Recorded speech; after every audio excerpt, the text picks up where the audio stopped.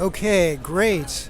I'm here at the Brooklyn Book Festival with Johnny Temple. He's the president of Akashic Books. How you doing, Johnny? I'm doing great. Okay. So what would you say, how would you describe the current state of publishing today? I mean, you are one of the last independent publishers, or the largest independent publisher in New York, I should say, not the last. How do you see the state of publishing today? I think publishing is alive and well. I was just on a program yesterday with some other independent publishers, and we basically all agreed that there's never been a better time to be an independent publisher. There's so much, people are so interested in books. Sometimes you hear publishers, maybe the bigger publishers, complaining about how people don't read as much anymore, but that's not what we're experiencing. We seem to be having more and more people engaging with our books. And I think for writers, there's more opportunities than ever before to be published. Different book publishing companies, different types of book publishing companies. The digital and internet sphere have created all sorts of opportunities for writers and also for publishers. Yeah, now it seems to me, from my perspective, America is going on into a more authoritarian phase, maybe more so than any time in its history. If we look back at authoritarian regimes, Nazi Germany, you don't see a lot of creativity, or you see a suppression of creativity. The great works of literature, of art, generally don't come out of more authoritarian states.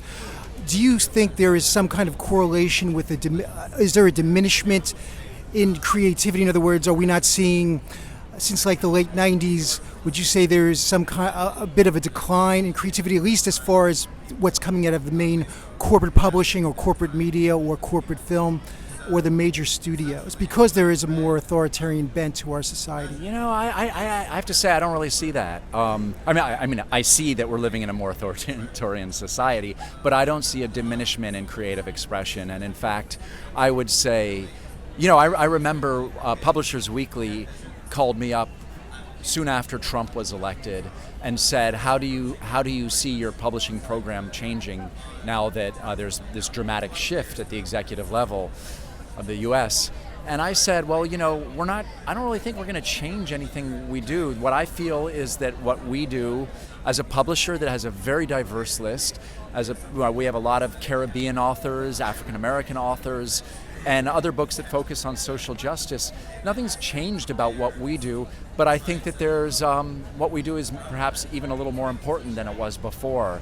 And I think that there's a lot of publishers and writers who are really amped up now and feel compelled more than ever to be engaged and to be expressive. So while I do think you're probably right, and others are probably right, that there's probably been some diminishment in some creative sectors, I think that the threat posed by the current president on freedom of speech and freedom of expression, fortunately, most of our country still does value freedom of expression, and the First Amendment is a bedrock principle in our society.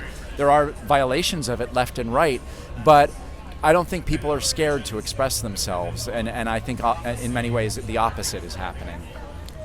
Yes. Are you planning to come out with any more of your excellent your crime noir series, where you basically have a city and then you have a series of short crime stories in the noir genre? Yes. The very first book in the series, published in 2004, was Brooklyn Noir.